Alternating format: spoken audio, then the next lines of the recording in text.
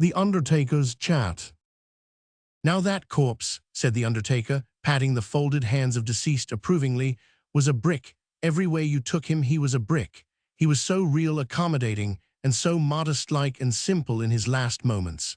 Friends wanted metallic burial case, nothing else would do. I couldn't get it. There weren't going to be time, anybody could see that." Corpse said never mind, shake him up some kind of a box he could stretch out in comfortable. He weren't particular about the general style of it. Said he went more on room than style, anyway, in a last final container. Friends wanted a silver doorplate on the coffin, signifying who he was and where he was from. Now you know a fellow couldn't roust out such a gaily thing as that in a little country town like this. What did Corpse say? Corpse said whitewash his old canoe and daub his address and general destination onto it with a blacking brush and a stencil plate, long with a verse from some likely hymn or other, and paint him for the tomb, and mark him COD, and just let him flicker. He weren't distressed any more than you be, on the contrary, just as calm and collected as a hearse horse. Said he judged that were he was going to a body would find it considerable better to attract attention by a picturesque moral character than a natty burial case with a swell doorplate on it. Splendid man he was. I'd druther do for a corpse like that in any I've tackled in 7 year. There's some satisfaction in burying a man like that. You feel that what you're doing is appreciated. Lord bless you, so's he got planted before he espialed.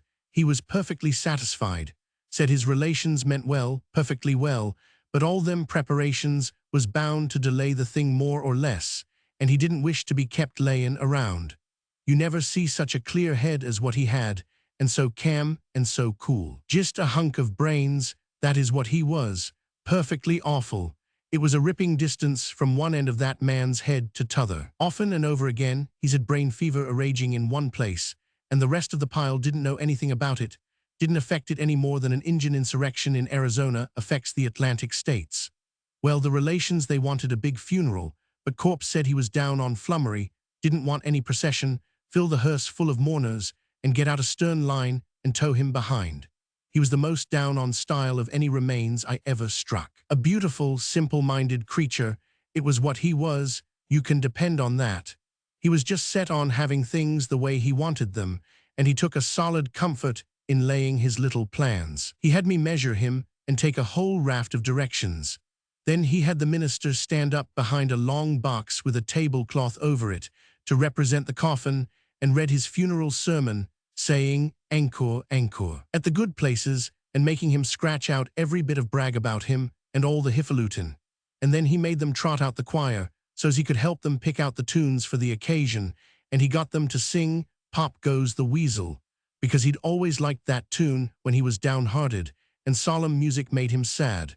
And when they sung that with tears in their eyes, because they all loved him and his relations grieving around, he just laid there as happy as a bug, and trying to beat time and showing all over how much he enjoyed it. And presently he got worked up and excited, and tried to join in, for mind you, he was pretty proud of his abilities in the singing line. But the first time he opened his mouth, and was just going to spread himself, his breath took a walk. I never see a man snuffed out so sudden. It was a great loss, a powerful loss to this poor little one-horse town. Well, I hain't got time to be palavering along here, got to nail on the lid and mosey along with him, and if you'll just give me a lift, we'll skeet him into the hearse and meander along. Relations bound to have it so, don't pay no attention to dying injunctions, minute a corpse, gone. But if I had my way, if I didn't respect his last wishes and tow him behind the hearse, I'll be cussed. I consider that whatever a corpse wants done for his comfort is little enough matter, and a man hain't got no right to deceive him or take advantage of him. And whatever a corpse trusts me to do I'm a-going to do, you know, even if it's to stuff him and paint him yaller and keep him for a keepsake. You hear me. He cracked his whip and went lumbering away with his ancient ruin of a hearse, and I continued my walk with a valuable lesson learned, that a healthy and wholesome cheerfulness is not necessarily impossible to any occupation. The lesson is likely to be lasting, for it will take many months to obliterate the memory of the remarks and circumstances that impressed it.